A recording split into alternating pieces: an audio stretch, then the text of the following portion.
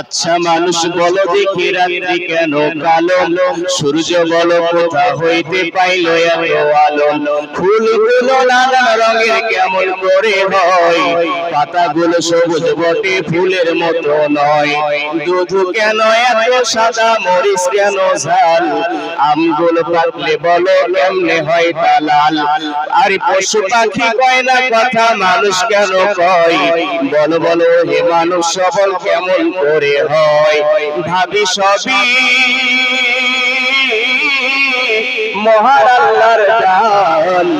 নত শিরে সিজদা করো ও হে মুসলমান, আবার ডিমগুলো একই রকম পার্থক্য নয় মোটেও,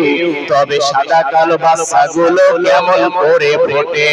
আমরা সবাই বাস করি এই পৃথিবীর অঙ্গে, হাতের লেখা মুখের চেহারা মেলে না কারো সঙ্গে, প্রতাপপুরের মুসলমান আওয়াজ দিয়ে বলেন ঠিক কিনা। আমার প্রিয় ভাইরা, আমি ছোট্ট মানুষ হলেও কয়েকটি দেশে সফর করেছি, আমার বাংলাদেশের ভিতরে বিভিন্ন জায়গায় প্রোগ্রাম করেছি, কোন একটা মানুষের সাথে চেহারার কোনো মিল পাওয়া যায় না, কথা বলেন ঠিক কিনা। সেই কিতাব থেকে সেই আল্লাহর নামে শুরু করেছি, যদিও সংক্ষিপ্ত সময়, এখানে আল্লাহ রাব্বুল আলামিন বলছেন কুল ইন কুনতুম তুহিব্বুনাল্লাহ, হে রাসূল আপনি আপনার উম্মতদেরকে জানায়া দেন,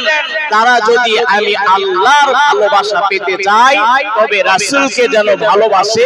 রাসূলকে যেন ইত্তেবা করে, বলেন সুবহানাল্লাহ। বলেন তো আমরা রাসূলের ভালোবাসা পেতে চাই কি চাই না? রাসূলের রওজায় যেতে চাই কি চাই না? ও প্রিয় হাবিব পাগলের রাখছো কেন দূরে, ও প্রিয় হাবিব পাগলের রাখছো কেন দূরে, পাগল ছিলেন অস্ফুরণী জুব্বা দিলা তারে, আমি পাগল চাই না কিছু চাই রে তোমারে, প্রিয় হাবিব পাগলের রাখছো কেন দূরে, বলেন মারহাবা।